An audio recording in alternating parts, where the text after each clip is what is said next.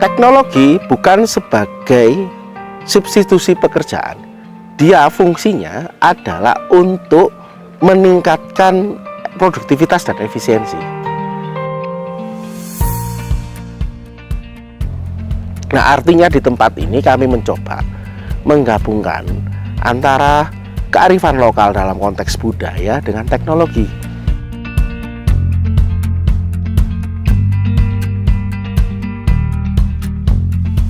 Bismillahirrahmanirrahim. Assalamualaikum warahmatullahi wabarakatuh. Perkenalkan, nama saya Rahmat Hardianto. Saya biasa dipanggil Mas Hardi. Saya sebagai founder dari Bumi Aji Sejahtera. Kami berdiri mulai tahun 2012. Dan alhamdulillah kami bergerak mulai dari pertanian hulu sampai pada hilir. Memang komoditas kami ada di buah dan sayur, hortikultura. Ada yang buah jambu kristal, jeruk lemon, ada yang beberapa sayuran organik, kali, terus macam-macam itu. Sejak tahun 2012 kami memang banting setir. Saya dulu itu memang alumni dari Teknik Mesin Fakultas Teknik Universitas Brawijaya. Jadi background saya memang malah engineering. Nah, saya terinspirasi oleh orang tua saya, mertua saya namanya Haji Imam Ghazali, almarhum beliau. Beliau adalah seorang kepala sekolah di SMK Pertanian Kota Batu sini. Dan ketika beliau menyampaikan tentang prospektus pertanian ke depan, dan saya merasakan hari ini dan mungkin waktu COVID kemarin itu benar-benar terjadi. Prediksi beliau tentang ada 5 ancaman global ya, menurut beliau. Yang memang salah satunya adalah pangan, sektor pangan. Nah, ketika COVID kemarin itu semua lini bisnis yang non kesehatan, non pangan, non digital itu kan mengalami gejolak atau hantaman yang luar biasa. Dan alhamdulillah karena kami memproduksi beberapa jenis tanaman yang menggunakan metode organik budidayanya seperti sayur kali tadi itu, dan kami juga memproduksi tanaman-tanaman seperti lemon, jambu kristal yang vitamin C yang tinggi. Dan prediksi itu menjadi nyata ketika COVID kemarin. Alhamdulillah kami bisa eksis. Dan inspirasi oleh almarhum mertua saya itu menjadikan motivasi kami untuk menjalankan ini secara hulu sampai hilir. Karena kalau tidak digunakan secara holistikal, metode-metode integrated farming, smart farming, supply chain dan sebagainya, ini nggak akan bisa eksis seperti itu. Ya, bisnis model pertanian kami sebenarnya lebih mengutamakan bagaimana rantai pasokan. Seperti di jambu kristal contoh, kami punya banyak petani mitra, bahkan lebih dari 30 mungkin sudah eksis sampai sekarang, sehingga supply-nya kami bisa terkontrol gitu. Untuk masuk ke supermarket, retail modern, semuanya bisa. Dan alhamdulillahnya kami juga di supply chain itu ada yang namanya value chain, rantai nilainya. Dari rantai pasokan kita bermain di rantai nilai, termasuk teknologi ada di situ. 2018 kami sudah mulai untuk bermain istilahnya IoT ya, Internet of Things gitu ya. Walaupun kami berkolaborasi, ada yang dengan Universitas Brawijaya, ada yang dengan Polinema, macam-macam. Yang mana sebenarnya prediksi tentang unclimate change ya, perubahan iklim itu memang sekarang nyata gitu. Dan kita juga harus berpikir tentang pertaniannya ini ya semacam, mohon maaf ya bahasanya, green economy lah. Efisiensi penggunaan air, penggunaan pupuk yang tepat sasaran ini dan sebagainya, itu menjadi sesuatu yang menjadi kunci dari sustainable business ini. Dan kami berkolaborasi dengan banyak pihak untuk menjalankan hal-hal tersebut seperti itu. Kami sudah bergerak ya dulu, bagaimana ketika kita mau menyiram tanaman sudah pakai smartphone ya, masih dasar-dasar seperti itu ya. Sekarang sudah mengarah kepada bagaimana precision agriculture.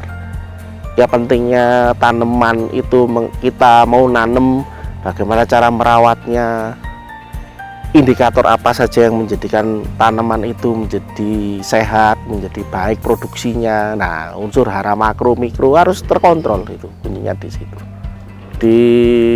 Pada tahun sekitar 2018 kami bersama komunitas tani milenial di Kota Batu mencoba untuk melakukan sebuah terobosan, karena banyak kendala di tingkat petani itu, salah satunya adalah kesulitan tenaga kerja. Sedangkan petani sendiri waktunya sudah sangat istilahnya mepet ya, dari pagi sampai siang dia harus melakukan aktivitas di pertanian. Nah, ada sebuah cerita waktu dulu itu kami kedatangan temen lah yang menceritakan tentang, oh ini loh ada, kita punya ide untuk menyiram tanaman dengan menggunakan smartphone. Nah, seperti itulah. Nah, gimana caranya? Oke, akhirnya kita searching, kita coba-coba bikin alat-alatnya, namanya IoT tadi itu. Ya, di awal-awal kami memang masih belinya lewat e-commerce ya, platform online, untuk sensornya, untuk alat IoT-nya, Arduino-nya, Raspberry-nya, macam-macam itu. Belajar tutorial di YouTube untuk merangkai itu dan sebagainya.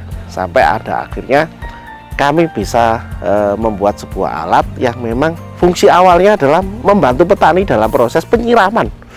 Karena itu akan meningkatkan efisiensi, baik efisiensi tenaga kerja maupun penggunaan air tersebut untuk kebutuhan tanaman. Ada lagi yang cerita-cerita menarik dari IoT ini, ya pasti loh, berapa biayanya untuk membuat alat-alat tersebut, nah, dan sebagainya. Itu memang menjadi tantangan gitu. Tapi overall kalau kita ngomongnya ini by business atau bisnis model ataupun investasi, saya rasa ini tidak terlalu mahal.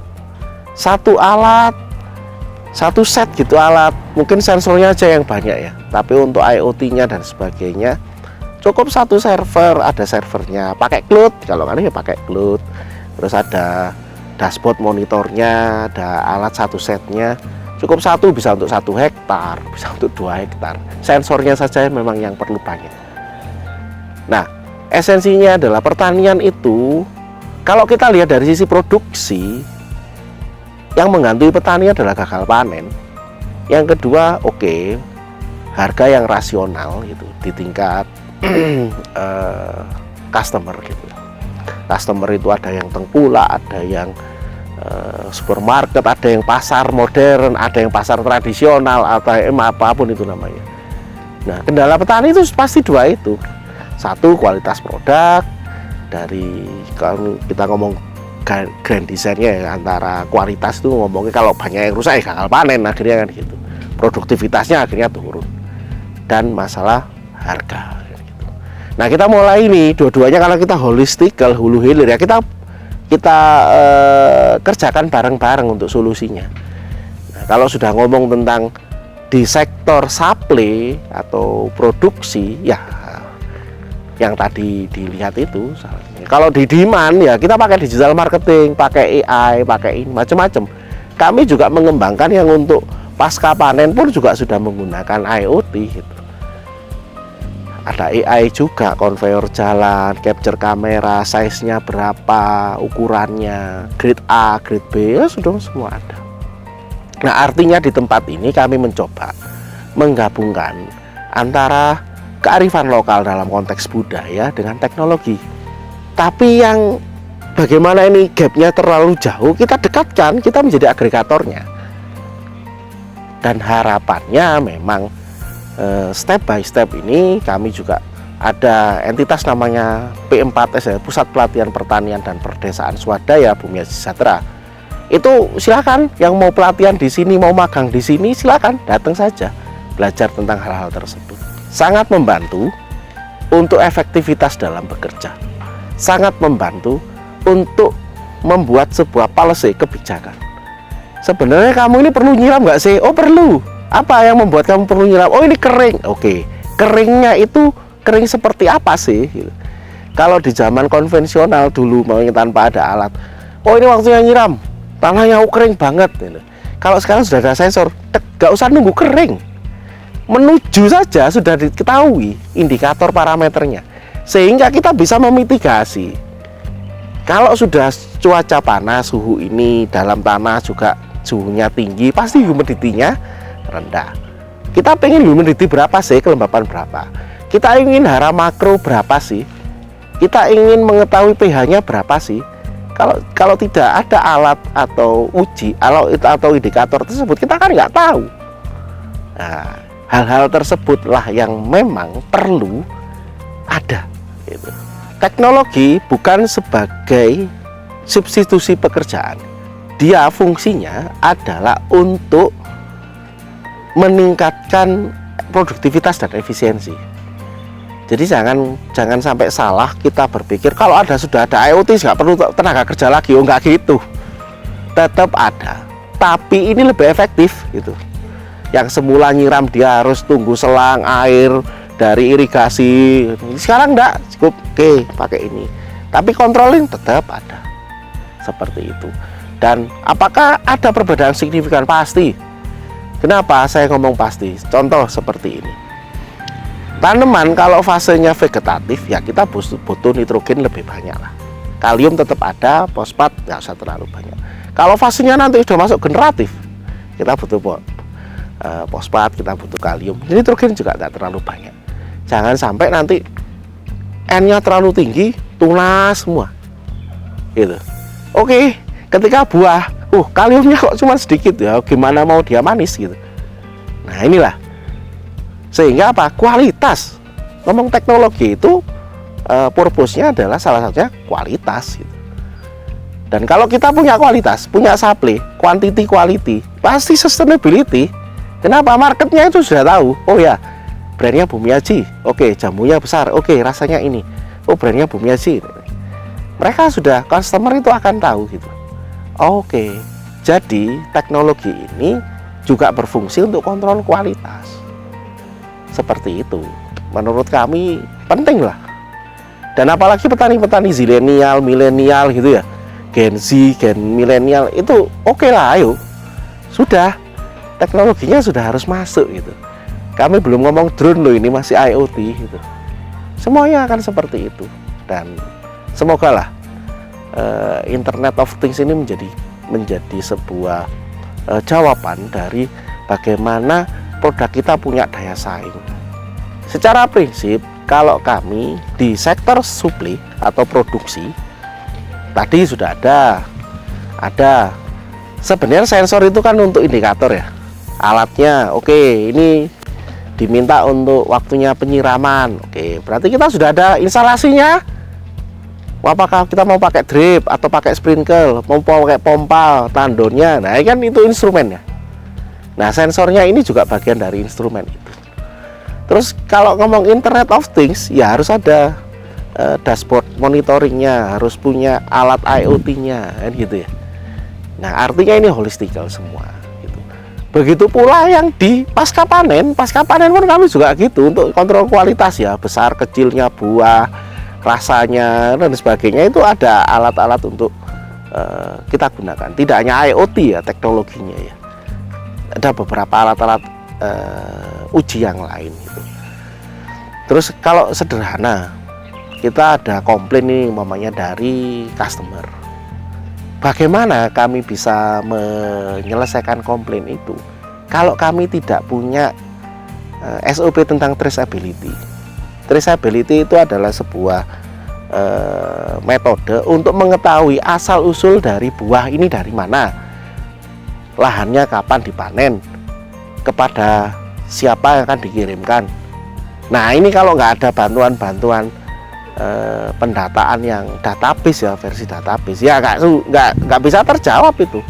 Apalagi kita mau ekspor gitu, wah ini harus jelas clear lahannya di mana, petaninya sudah menerapkan SOP GAP apa belum. Kalau SNI organik ya SNI organik. Nanti sudah sampai sini siapa yang menghandle ini, ada GHP standarisasinya, good handling practice. Oke, mau jadi olahan ano GMP-nya enggak, good manufacturing practice. Lalu semua ini teknologi masuk dalam skema-skema itu. Jadi kalau ngomong teknologi pertanian tidak melulu tentang IoT ya. Ini holistical, semuanya bisa.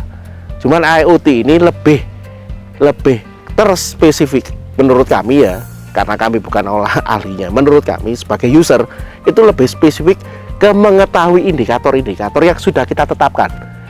Harapannya kualitasnya sesuai yang kita harapkan. Clear di situ. Baik, kali ini saya akan menjelaskan terkait IoT, Internet of Things untuk beberapa sensor-sensor yang sifatnya memang kebutuhan dari tanaman. Nah, di sini ada dashboard monitoring, sensornya ada di lahan. Tadi yang nanti akan kita jelaskan yang ditancapkan, ada sensor untuk mengetahui unsur nitrogen, fosfat, kalium, NPK, hara makro. Ada juga pH, jadi di sini derajat keasaman, sama humidity. Humidity ini pengaruhnya terhadap apakah kelembapan di dalam tanah yang di media itu sudah bagus apa enggak. Kita rata-rata di 40-60%.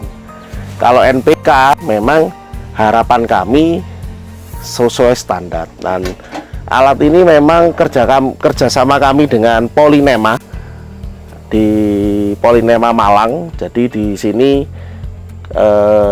alat-alat IoT ini kolaborasi, mereka yang bikin, kami yang usernya, dan sudah bisa langsung terkoneksi di internet. Di situ sudah data tersedot, jadi semua sudah bisa pakai antena itu untuk memastikan jaringan wifi-nya itu oke. Seperti itu. Ini ada untuk berisi air, yang di sini untuk nutrisi. Ini ada solenoid, ini pompa. Jadi kami hanya menggunakan pompa satu untuk menyiram sama untuk nutrisi. Nutrisinya kita pakai POC ya, pupuk organik cair POC. Nah, polanya kami di sini ketika kami membutuhkan penambahan hara makro dan hara makro, jadi solenoid ini akan berfungsi untuk mengambil nutrisi. Nah, untuk penyiraman biasa supaya humidity, pH terkontrol juga, solenoid yang sebelah sini yang bekerja untuk menyedot air seperti itu. Yang kami lakukan di sini memang hampir setiap hari kita akan mengecek sensor ini berjalan atau tidak, dan kami mengkalibrasi ini setiap sekitar 2 bulan sekali lah kita kalibrasi. Atau jika memang ada kendala semacam pembacaan sensornya tidak normal gitu, itu baru kami akan kalibrasi. Nah, ini satu area gini ini kami menyampling setiap hari, ini dipindah-pindah seperti ini. Nanti pembacaan bagaimana, nah itu akan terhitung secara statistik ratanya. Ini lagi dikerjakan untuk aplikasinya oleh teman-teman dari Polynema, dan kami mencoba untuk memanfaatkan semacam urban farming sih sebenarnya konsepnya ini. Bagaimana tanamannya ini memang dibuat untuk lebih heterogen, tidak hanya homogen, tapi punya nilai manfaat. Kuncinya adalah ketika tanah ini subur, sudah banyak mengandung unsur-unsur hara makro, mikro, dan juga bahan-bahan organik yang banyak, insya Allah tanamannya bisa tumbuh dengan baik. Di sini ada kali, ada stroberi, ada labu. Ya, kita coba dengan metode pertanian yang ramah lingkungan, yang organik, ada cabai itu. Nah, untuk POC-nya memang kita bikin sendiri. Di media sini, media tanaman ini sudah banyak unsur-unsur organiknya, mulai dari kohe yang sudah difermentasi, terus gedebok pisang, terus ada sayur-sayur yang sudah jadi limbah, kita masukkan ke dalam raised bed ini seperti itu. Nah, untuk menghemat air, kita menggunakan selang-selang yang murah seperti ini, sehingga pengairannya itu tepat pada titik-titik tanamannya, tidak perlu sampai membasahi semua, karena nanti berpengaruh terhadap kelembapan. Sehingga yang kita lakukan di sini sebenarnya menggabungkan antara teknologi dengan kearifan lokal. Ya, ini harapan kita menjadi agregator antara petani-petani yang beranggapan bahwasanya IoT itu harus bermodal besar atau mahal, yang menjadi constraint kita selama ini. Ayo kita coba dengan pola-pola yang based on local wisdom, jadi kearifan lokal, tapi yang terukur gitu. Makanya hara makro itu, NPK itu kan menjadi kunci tanaman itu kapan mengalami fase vegetatif, kapan mengalami fase generatif, seperti itu. Kenapa kami ngomong tentang petani milenial, zilenial gitu ya? Karena anak-anak muda sekarang ini, jangankan ya, mohon maaf ya, masuk ke dunia pertanian gitu, kuliah pertanian belum tentu dia nanti akan aktif di pertanian. Belum tentu juga. Apakah salah? Oh, nggak ada yang salah, nggak ada yang salah. Ini kenapa? Mungkin perlu ada sebuah harapan ke depan yang membuat pertanian ini menjadi menarik gitu. Interest gitu. Apa ya menariknya? Nah, salah satunya anak-anak sekarang kan sukanya teknologi. Nggak ada masalah kamu mau petani konten, monetisasinya jadi boleh kan gitu. Oke, belajar nyangkok di konten, monetisasinya banyak, ada. Oke, ngolah lahan mau di konten, oke silakan, ada juga. Yang menjadi dasar kita mengetahui tentang teknologi ini, khususnya IoT, adalah salah satunya, wajah pertanian kita sudah mulai berubah gitu. Kami menyadari ketika kita ngomong smart farming, bayangan kita selalu investasi yang besar. Tantangannya ada di situ. Terus bagaimana nanti kalau pemainnya masih petani pemula, dia harus membuat sebuah greenhouse dengan biaya sampai, mohon maaf, ratusan juta mungkin, sampai IoT dan sebagainya. Ya agak susah juga. Terus bagaimana dong? Nah, kita harus punya terobosan yang semacamnya low budget lah. Atau bisa jadi ini dibuat secara komunal, community, seperti yang kami lakukan gitu.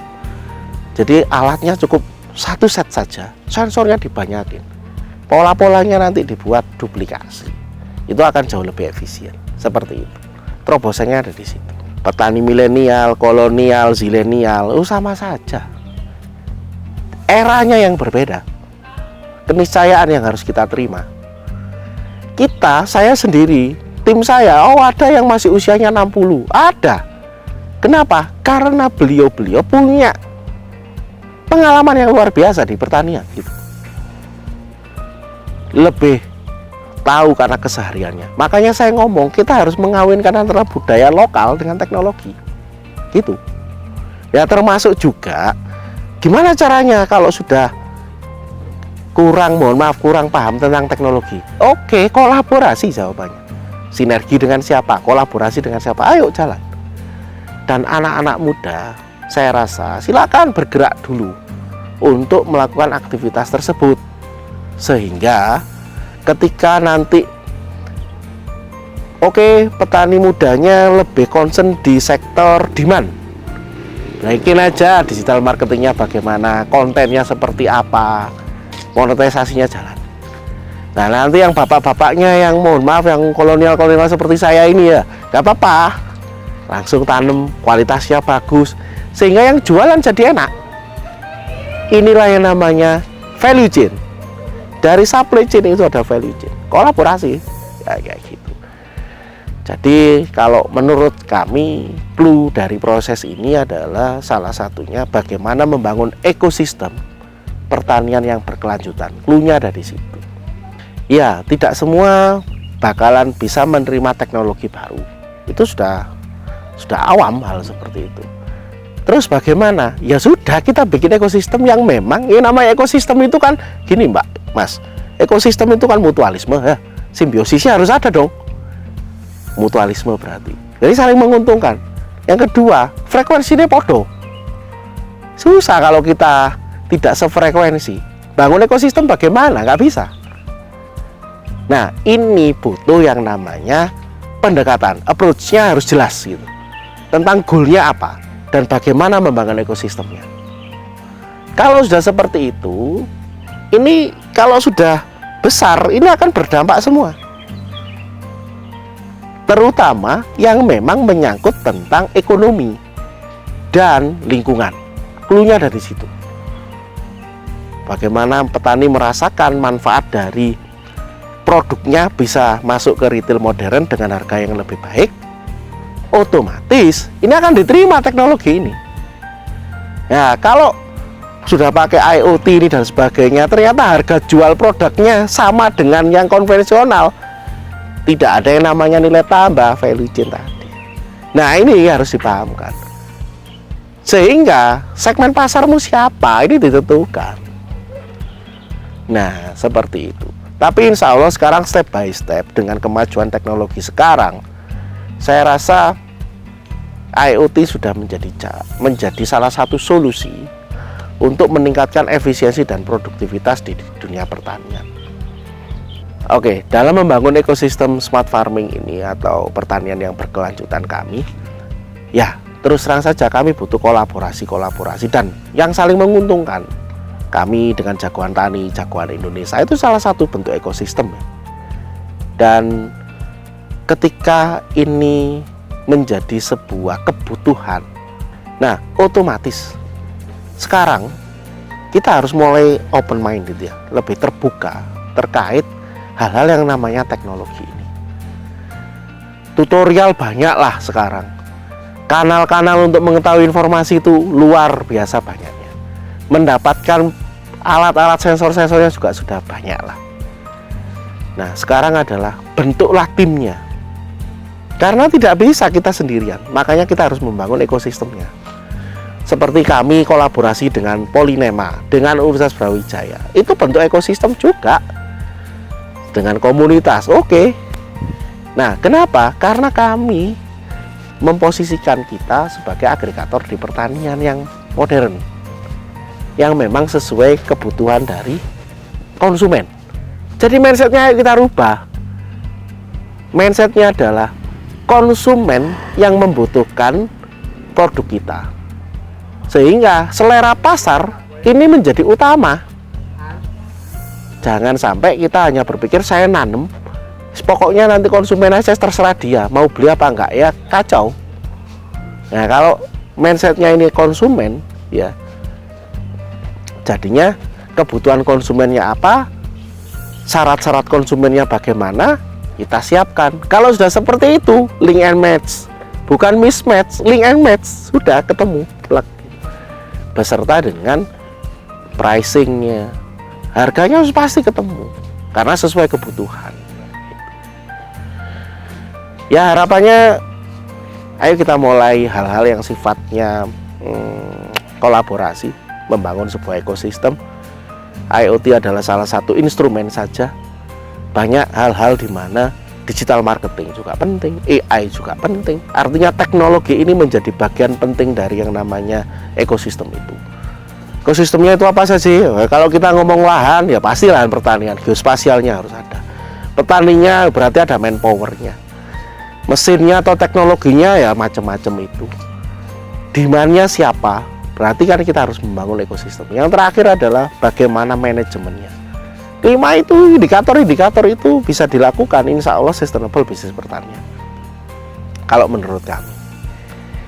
Ya, semoga cerita ini menjadi inspirasi bagi petani-petani muda.